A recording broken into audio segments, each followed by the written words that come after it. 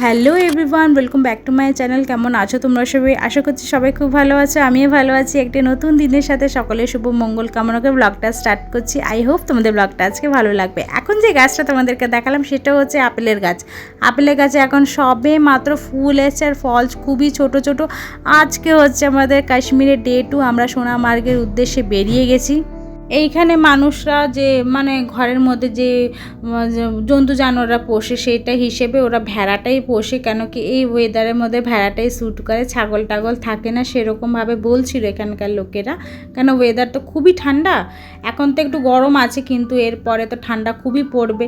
এখানে ঘর দুয়ারগুলো এত সুন্দরভাবে করা, কাঠের তৈরি, কিন্তু দেখতে খুবই অসম লাগছিল। আর এইখানে আরেকটা কি, সেদিন যেদিন আমরা গেছিলাম সেদিন ওয়েদারটা ছিল ওয়াও, একদম ওয়েদারটা দারুণ ছিল।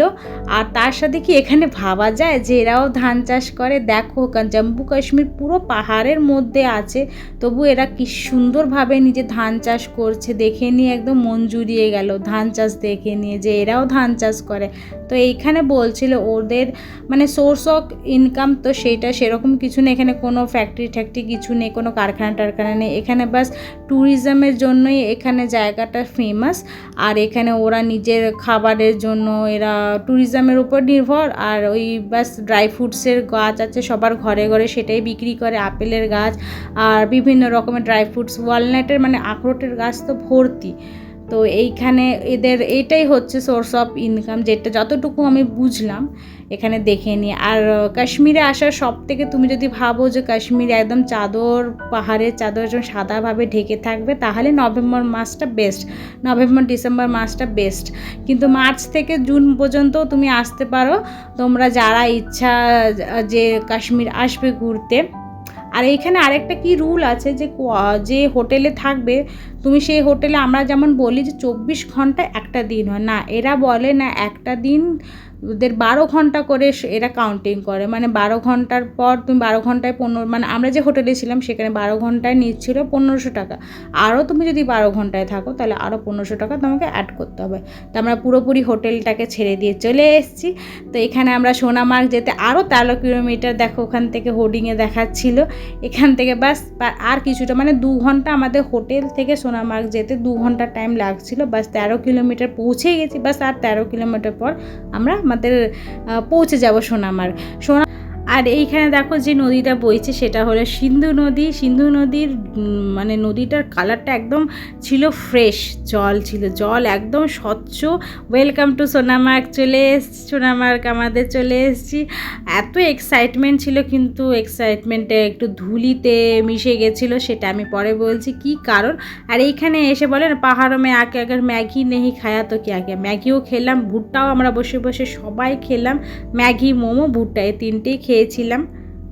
তো বন্ধুরা আমাদের একটু প্ল্যান চেঞ্জ হয়ে গেলো, সোনমার্গ থেকে আমরা এখন প্ল্যান করলাম না জিরো পয়েন্টে যাই, যখন এতদূর চলে এসেছি লাইফে আবার কোনো না কোনো সময় কবে আসবো। তো এই কজন মেম্বার মিলে আমরা যাচ্ছি জিরো পয়েন্ট, চলো দেখা যাক।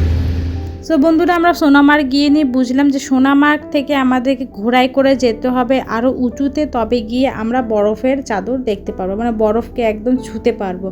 তো এইখানে ঘোড়ার রেট বলছিল 1300, 1400, 1500 টাকা করে।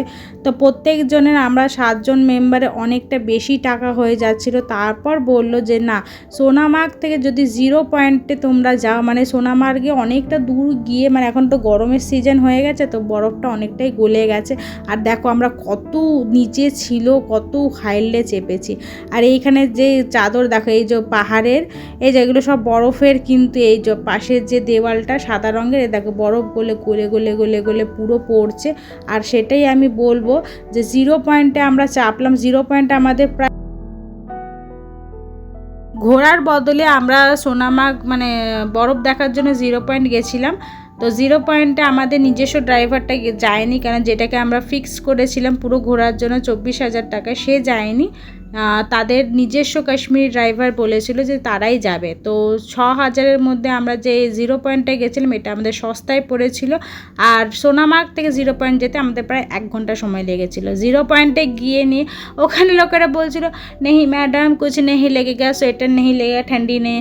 বাবা নেমে কি ঠান্ডা, এত ঠান্ডা হাওয়া দিচ্ছিল, ভাবা যায় ওখানে ঠান্ডা হবে না, চারিপাশে বরফের চাদর। আর ওখানে গিয়ে 100 টাকায় এই জুতো ভাড়া নিতে হয়েছিল আর একটা 100 টাকায় জ্যাকেট, তুমি যতক্ষণ পর্যন্ত পরবে মানে পরে থাকবে, 3 ঘন্টা থাকুক 4 ঘন্টা কি 5 ঘন্টা, কিন্তু 100 টাকা। তো বাবুকে আমার মা নিয়ে নিয়েছিল আর আমরা দেখো এখানে খুব এনজয় করেছি। লাইফে ফার্স্ট টাইম আমরা বরফের চাদর দেখেছি, সবাই মিলে খুব এনজয় করেছি, অনেক রিলস বানিয়েছি। আমার শর্টস ভিডিওগুলো তোমরা দেখো কীরকম হয়েছে না হয়েছে, সবাই আমরা খুব এনজয় করি। আমার বাবু তো স্পেশালি খুব এনজয় করেছে। কিন্তু আমি সবাইকে একটা কথা বলবো যে ওই জুতো কেনার থেকে ভালো তুমি নিজে যে জুতো পরে এসছো সেই জুতো পরে হাঁটা। আর একটা কথা কি, বরফে আসতে গেলে বরফ যতটাই ভালো ততটাই কিন্তু রিস্কি। কেন কি এখনই পড়তে পড়তে বাঁচলাম আমি, কতজন পড়ে আছে দেখো দেখো দেখো, ওরকম গাড়িগুলো আসছে বলে স্লিপ হয়ে গেছে জায়গাটা, পুরো স্কেটিং করে করে সবাই পড়ে যাচ্ছে, জুতো পরেও কোনো লাভ হচ্ছে না, অনেকজন পরে কান্নাকাটি করছে।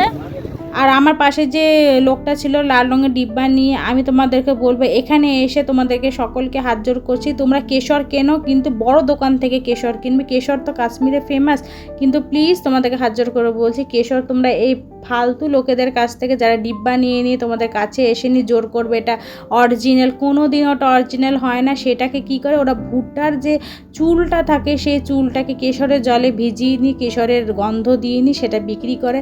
সেখানে যারা ছিল কাশ্মীরিরা, যারা জুতো নিয়েছিলাম যাদের কাছে সোয়েটার ভাড়া করেছেন, তারাই বললো যে এরা বিক্রি করে না, এরা কেশরের বদলে ভুট্টার ওই চুলগুলোকে কেশরে করে বিক্রি করে। তা আমরা 0 পয়েন্ট থেকে নেমে গেছিলাম, নেমে নিয়ে একটু আবার মোমো খেলো আমার বাবু, আমি একটা খেলাম।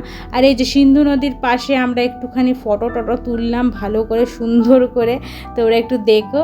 আর বলবো সবাইকে রিকোয়েস্ট করবো কেশর কিনতে গেলে নিশ্চয়ই একদম বড় দোকান থেকে কিনবে, আদারওয়াইজ কেনো না। আমরা কিনে নিয়ে ঠকেছি, মানে আমাদেরকে 3টে ডিব্বা দিয়েছিল 150 টাকায়, তবুও তো টাকাটা গেছেই লসে। 150 না 200 টাকায় দিয়েছিল, পুরো টাকাটা গেল লসে। আমার মামিও নিয়েছিল, তো তারও টাকা গেল লসে। তাই জন্য বলবো এখানে এলে বড় দোকান থেকে কেশর কিনো, এই আজে বাজে দোকান থেকে না। আর কোনো ড্রাই ফ্রুটস কিনলেও এখানে বড় দোকান থেকে কিনো, কেন কি এখানে অনেক ফ্রড লোকও ঘুরে বেড়ায়। তো আই হোপ তোমাদের কেমন লেগেছে ব্লগটা নিশ্চয়ই জানিও। তো আই হোপ তোমাদের ব্লগটা আজকে ভালো লেগে হবে। তো do like and subscribe my, thanks for watching. এখন চলে যাব আবার আমরা হোটেলের উদ্দেশ্যে। তো টাটা বাই বাই, আবার নেক্সট আনাদার ব্লগের সাথে তোমাদের সকলের সাথে দেখা হবে। তো তোমার সবাই সুস্থ থেকো, ভালো থেকো, এনজয় করো। Tata bye bye.